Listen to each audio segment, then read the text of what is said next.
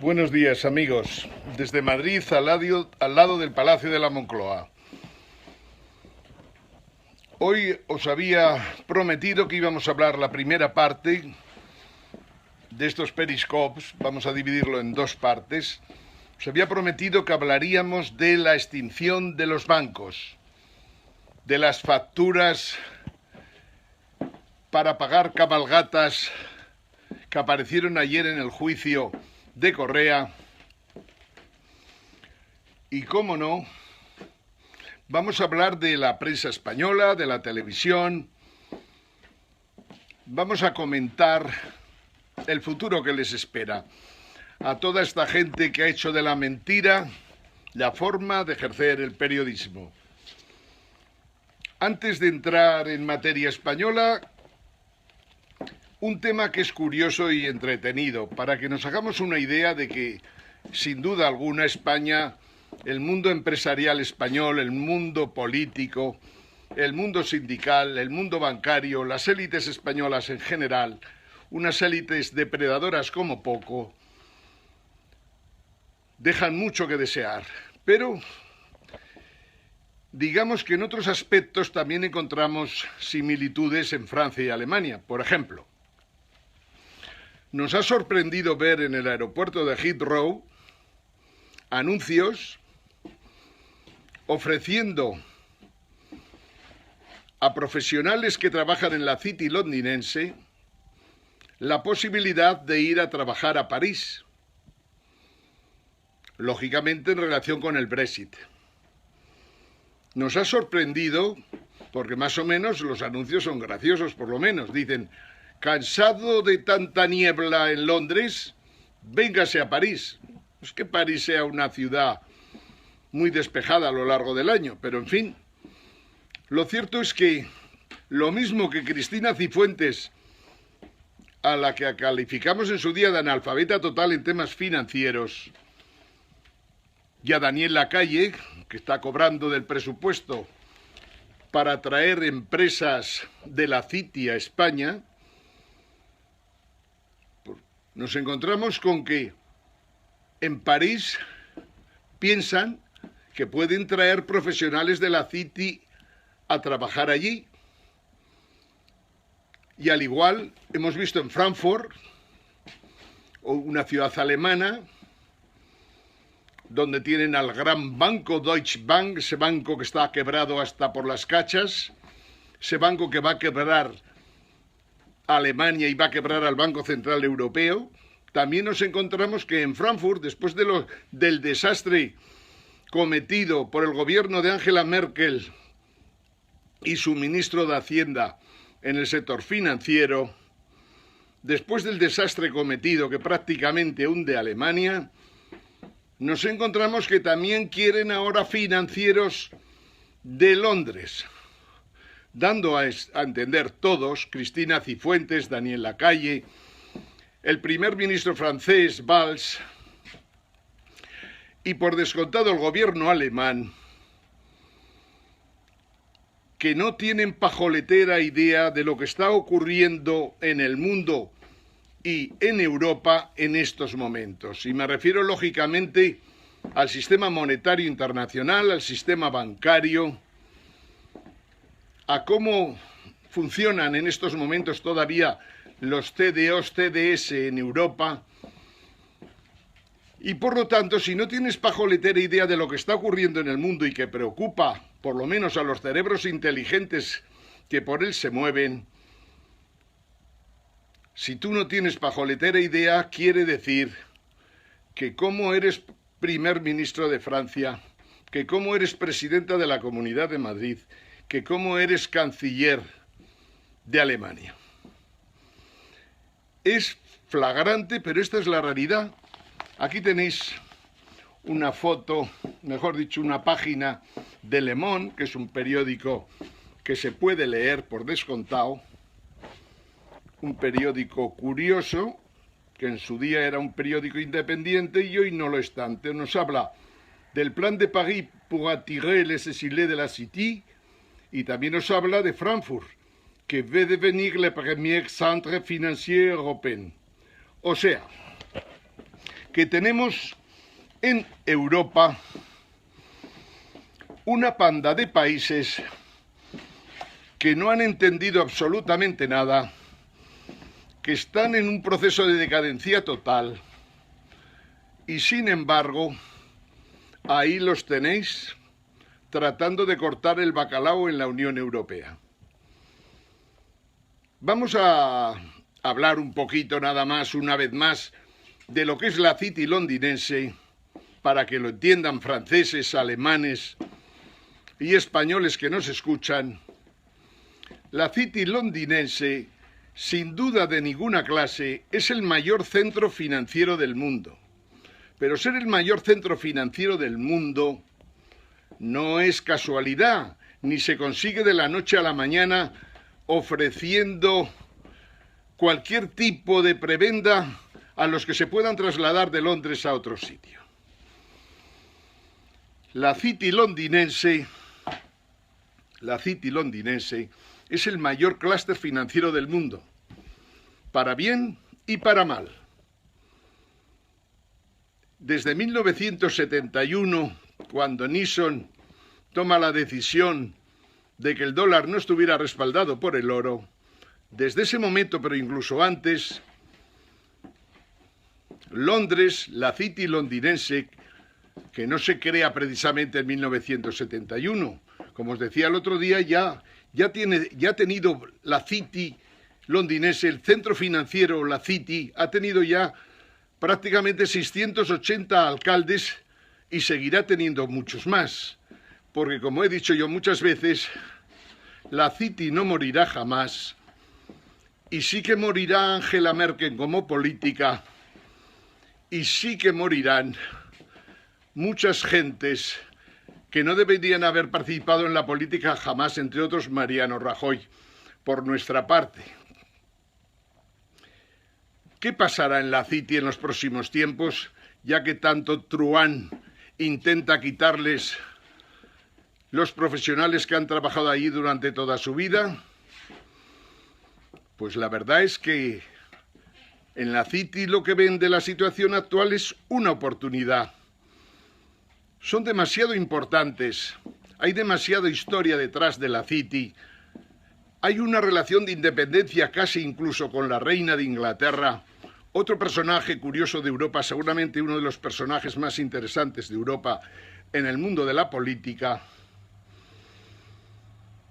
Y sí, es cierto que como le contestaban a la reina Isabel, gente muy inteligente, cerebros muy inteligentes, desarrollaron modelos matemáticos y financieros que se basaban en hechos falsos y que produjeron errores impresionantes, y por lo tanto la crisis del 2008 se basaba precisamente en los errores de esta gente tan inteligente que había en la City, como también los había lógicamente en Wall Street.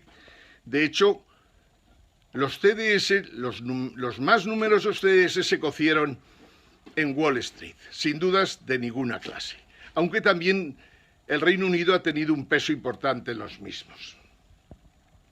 A lo largo de estos años, los años que van del año 71 al 2007, pero sobre todo desde 2090, me atrevería a decir a 2007, se dispararon por descontado las titulaciones internacionales, los CDOs que tenían una calificación triple A, y los CDS que trataban de alguna manera de cubrir los CDOs que se habían emitido.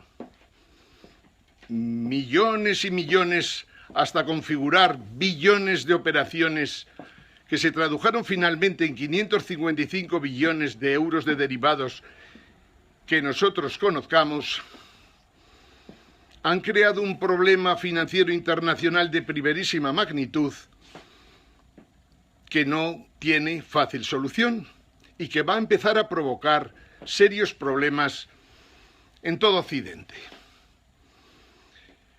Decía que en la City consideran lo que ha pasado una oportunidad y por descontado desplegarán todo su armamento, que es muchísimo, para que sus clientes de toda Europa, de la Unión Monetaria Europea y de la Unión Europea, sigan trabajando con ellos, lo que no es extraño, puesto que no puedes encontrar ni en París, ni en Berlín, ni en Frankfurt, ni en ningún sitio de Europa, nada ni parecido a lo que puedes encontrar para ayudarte a resolver un problema financiero.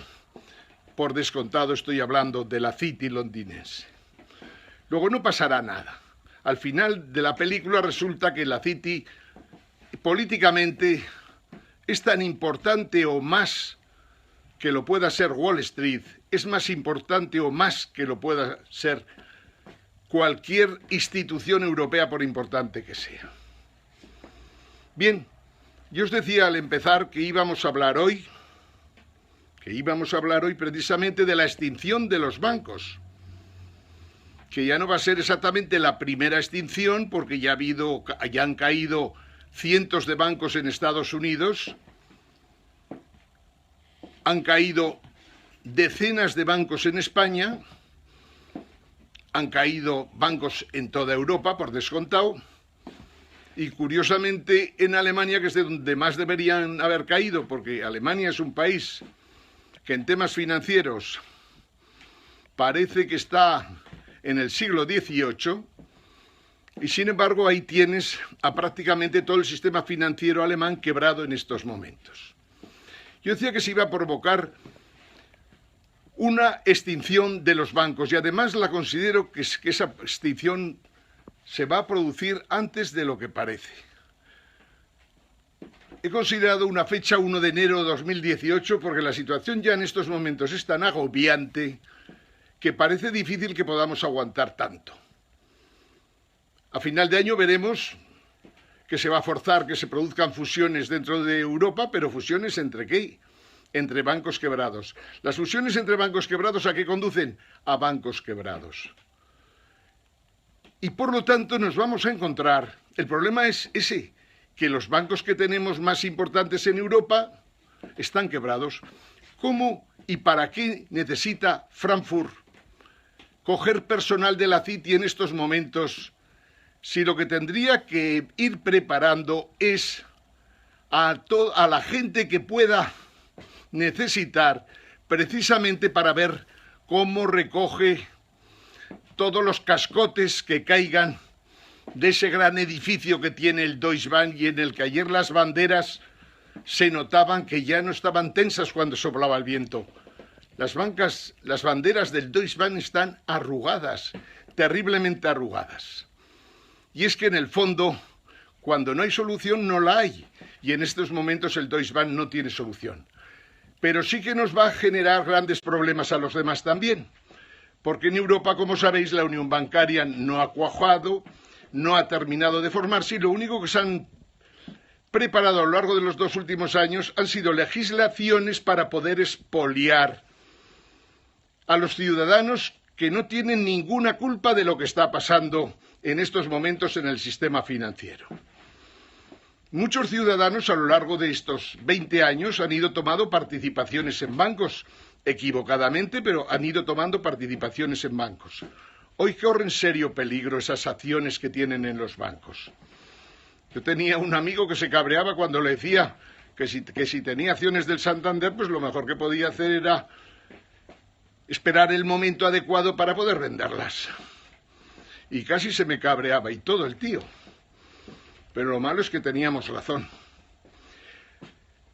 Bien, estaba diciendo que el problema que subyace en todo esto, y que hoy, viendo la prensa española, aparte de la prensa extranjera, pero sobre todo la prensa española, que es una farsa total desde la primera página a la última, y la prensa económica, si cabe, todavía más. Viendo la prensa española, pues hemos estado viendo que el Instituto de Empresa Familiar dice que la situación económica no les va mal, mentira, que la situación política es muy mala, mentira, es desastrosa, completamente desastrosa. Decían que para poder seguir creciendo la empresa familiar, que normalmente no suele crecer, porque, como sabéis, en España, el tener un tamaño medio, en vez de medio grande tirando a grande, es fiscalmente más interesante desde el momento que el señor Montoro no te persigue como persigue a los grandes. A los grandes que los persigue, aunque no sabemos exactamente cómo, porque a veces resulta que los que menos impuestos pagan son ellos. Bien, decíamos que el Instituto de Empresa Familiar, que también cuenta el periódico Una Mentira, el 70% del empleo privado pertenece a la empresa familiar, falso. La empresa familiar suele tener muchos problemas, la primera generación funciona bien, la segunda regular, la tercera mal y la cuarta muy mal y normalmente desaparece. En los últimos tiempos, las empresas que se crean en España, las muy pequeñas, tienen una supervivencia a veces de meses y un poco, o poco más. Y las empresas, digamos, medianas, bajas, medianas, grandes, se considera que más o menos tienen un periodo de vida, un ciclo de vida completo de aproximadamente 8 o 10 años y siempre que se hayan puesto recursos suficientes para iniciar su funcionamiento. En estos momentos hay serios peligros para la empresa española, por muchas razones, pero parece ser que los señores del Instituto de Empresa Familiar, dirigidos por una persona que se llama Osborne, supongo que será de la familia Osborne, dicen que sus estimaciones de lo que va a pasar tienen una correlación del 80% con lo que después ocurre. Habrá sido a lo mejor en el pasado, pero ahora no. Estos señores han ido dando, para que nos hagamos una idea, una estimación de la economía de 1 a 9, de 2 y pico durante lo menos 7 u 8 años, y ahora de repente este año y el anterior están hablando de 5 y pico sobre 9. Lo cual es una aberración o seguramente no saben de lo que están hablando en estos instantes, o no se han enterado de nada, o no escuchan este Periscope que habla del poscapitalismo y que en el fondo cuenta lo que está pasando en estos momentos por culpa de las barbaridades que ha hecho el neoliberalismo capitalista en los últimos 20 años. Nuestros empresarios parece que no se enteran. Tan no se enteran que están pidiendo otra cosa que es absurda, que es más flexibilidad laboral. ¿Qué flexibilidad laboral quieren? ¿La de poder echar a la gente a la calle ya directamente sin tener que pagar ningún coste por ello? Malos empresarios tenemos cuando siempre echan mano de la flexibilidad laboral. Sí que hablan de un mercado único en España, no 19 mercados como son los mercados de las autonomías.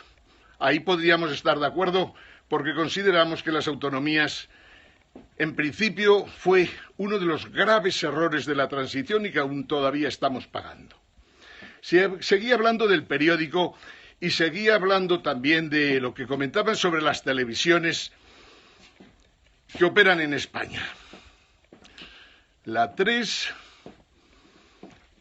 la 4, la 5 y la 6. Como sabéis, por apoyos 1000 del gobierno y porque tienen un modelo flojito, muy flojito, pero con el apoyo del gobierno y terceros están consiguiendo que la publicidad prácticamente vaya para ellos prácticamente solos, pues esta gente parece o dan la imagen de que son dos proyectos coherentes, eficaces y consistentes. Parece imposible que con Paolo Basile al frente puedan funcionar la 4 y la 5, cuando es un personaje justito que tuvo un pequeño éxito en un momento determinado, pero que ahora, y tal como va evolucionando lógicamente las personas y las capas de población, las edades de la población que ve las televisiones, pues le vemos un futuro muy negro. Y por eso, de alguna manera, Silvio Berlusconi, al que nos hemos dirigido pidiéndole la cabeza de Paolo Basile, la quiere vender cuanto antes porque sencillamente tiene muy claro que el mundo televisivo actual, como está funcionando, tiene poco que hacer ante las tecnologías de información que vienen, de las que seguimos hablando continuamente cuando hablamos de poscapitalismo. 13TV daba resultados, 12 millones de euros, tiene más pérdidas que ingresos. La jerarquía eclesiástica tendría que pensar que si los españoles pagan impuestos y permite que una cantidad vaya para la Iglesia Católica, no están pensando precisamente en 13TV. Están pensando en que se haga para obras de caridad, para Cáritas, para gente que da de comer o de cenar a familias enteras, pero no desde luego para una televisión que tiene escasamente una cuota en el mercado de 2 y pico %, y si le sumas acontecimientos históricos podríamos decir un 3%, o sea, nada de nada. Dicho esto, decíamos al principio, vamos por 25 minutos, vamos a hablar 2 minutos más sobre lo que pasa en España. La realidad del mundo empresarial español es muy preocupante en estos momentos. Si se extinguen los bancos, si nuestros bancos quebrados, que son prácticamente todos, salvo alguno pequeñito, muy pequeñito, quiere decir que las empresas españolas en un momento determinado se van a encontrar en que tienen que funcionar con unos bancos que pueden desaparecer en cualquier momento o que sencillamente pueden tener serias dificultades para conceder crédito o simplemente para que los cajeros puedan funcionar en los próximos tiempos, si lo que nos llega de los asesores de las grandes fortunas a nivel mundial y que les remiten informes de los grandes bancos de inversión, que precisamente son los que más derivados y más problemas tienen, si el asesoramiento de estos grandes bancos de inversión a sus clientes más ricos en el mundo es correcto, creemos que nos podemos encontrar a lo largo del año 2017, quizás ya a final de 2016 también, pero sobre todo en el 2017, nos vamos a encontrar con que intentan de alguna manera reducir la cantidad de dinero en circulación y puede provocar, sinceramente, que tengamos problemas incluso para sacar dinero de los cajeros. Y por lo tanto, las empresas que tengan que ver con los bancos también tendrán serias dificultades para mantener los niveles de crédito que tenían en el año 2016 frente al 2017. Como todo el mundo sabe, los bancos españoles han disminuido su crédito no menos de un 20%. Y el poco crédito nuevo que hay original parece que sigue en el mundo de las hipotecas. Una aberración que califica completamente a los bancos españoles, que parece que no sirven más que para dar hipotecas. Esta es la triste realidad de un sector financiero español, de un sector inmobiliario y de un sector de seguros que entre los tres en algún momento casi llegaron a tener un 30% del PIB. Un 30% del PIB en negocios que teóricamente son auxiliares. Para terminar, solo una pequeña cosita más, que no obstante luego seguiremos hablando. Uno de los artículos que publica hoy El Economista es del profesor Velarde, un falangista de la época de Franco, que no obstante se reconvirtió en hombre del Partido Popular, lo cual no es extraño. Ya hablamos ayer de Juan Luis Cebrián y otros, que fueron hijos de preeminentes fascistas españoles, que luego fueron apoyados por el Partido Popular, después se hicieron muy amigos de la gente del Partido Socialista, no sabemos de qué amigos, pero bueno, y han terminado volviendo de nuevo a su cuna de origen, volviendo a tratar de apoyar al Partido Popular para que el señor Mariano Rajoy pueda gobernar en España. Es denigrante que un país pueda haber vivido algo tan fuerte como que los hijos que vencieron en la guerra civil se hayan hecho amigos de los hijos de los vencidos que murieron precisamente en puertas de cementerios en muchísimos casos, y sin embargo hoy, 2016, con todo el sistema monetario internacional cayéndose, con todo el sistema bancario, con los bancos españoles jorobados como no podemos ni imaginar, y curiosamente con empresas como Telefónica también desastrosas en estos momentos, estén financiando periódicos como El País y grupos periodísticos, televisivos y demás que en estos momentos nos dan una información no solo no relevante, sino que es una verdadera porquería. En fin, amigos, desde Madrid, al lado del Palacio de la Moncloa, Ángel Gimeno, continuaremos dentro de unos minutos. Saludos a todos.